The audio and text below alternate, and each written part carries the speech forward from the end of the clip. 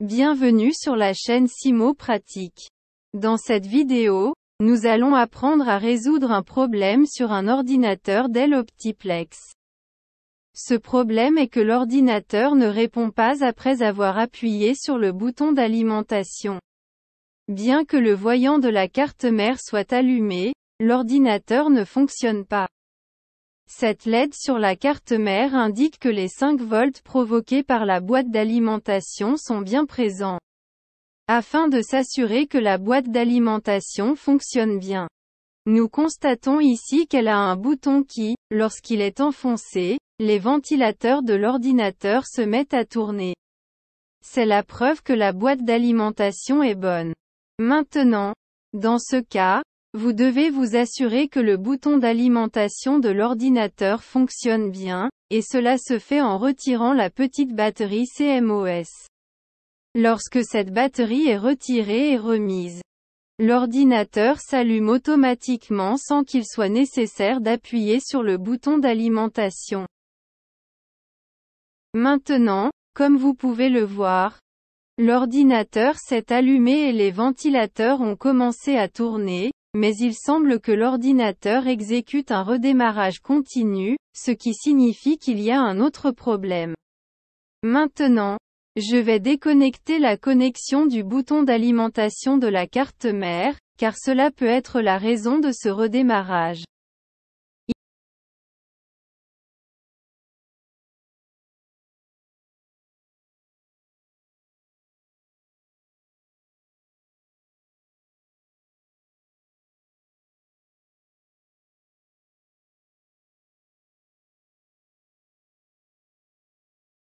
Il semble que le problème soit toujours présent. Maintenant je vais vérifier la présence de la tension 3,3 volts sur le connecteur du bouton de démarrage, et il semble qu'elle soit bien là.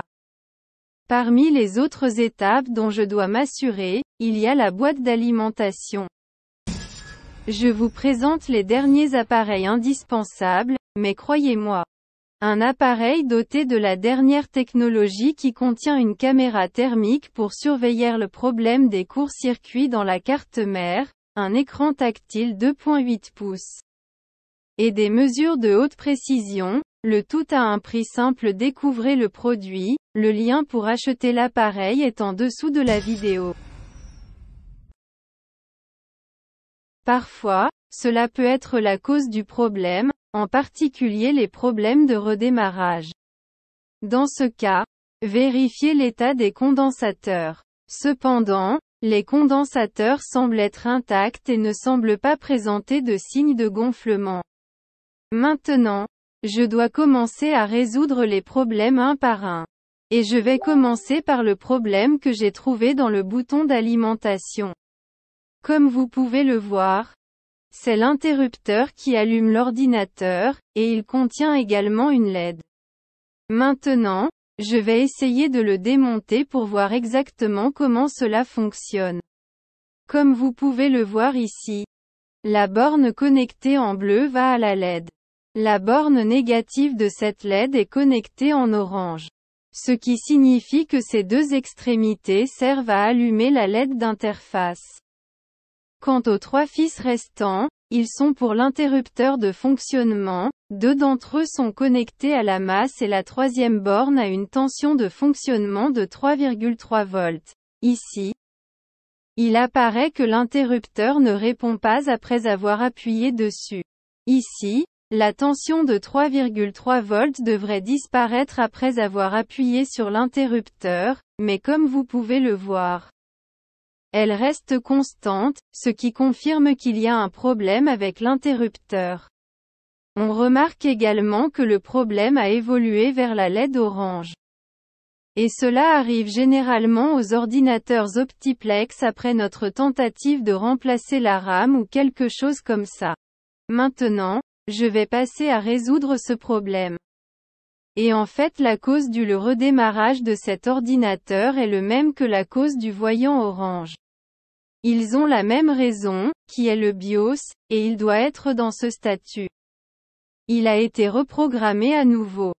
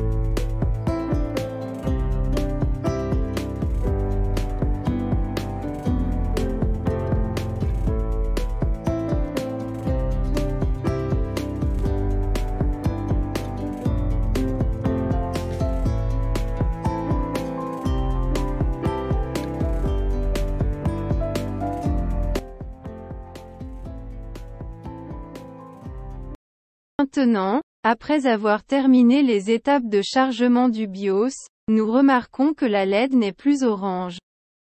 Et une image est apparue à l'écran et le problème de redémarrage a disparu. Maintenant le premier problème a été résolu, mais nous avons encore un autre problème. Qui est switch d'alimentation qui ne répond pas. Dans de tels cas, l'ensemble de switch est remplacé. Mais actuellement, je n'ai pas de commutateur similaire pour cela. Je vais donc trouver un moyen de résoudre le problème.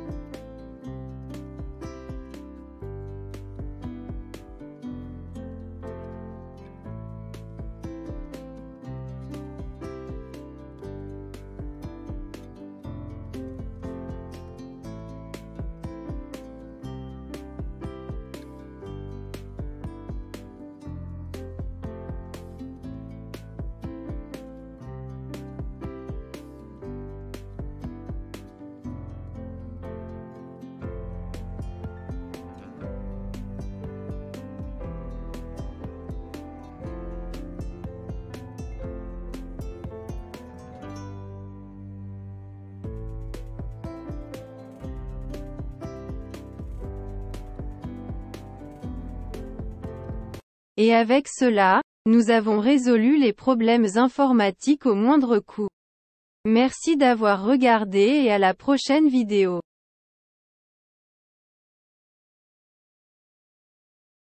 Je vous présente les derniers appareils indispensables, mais croyez-moi. Un appareil doté de la dernière technologie qui contient une caméra thermique pour surveiller le problème des courts-circuits dans la carte mère, un écran tactile 2.8 pouces et des mesures de haute précision, Le tout à un prix simple. Découvrez le produit, le lien pour acheter l'appareil est en dessous de la vidéo.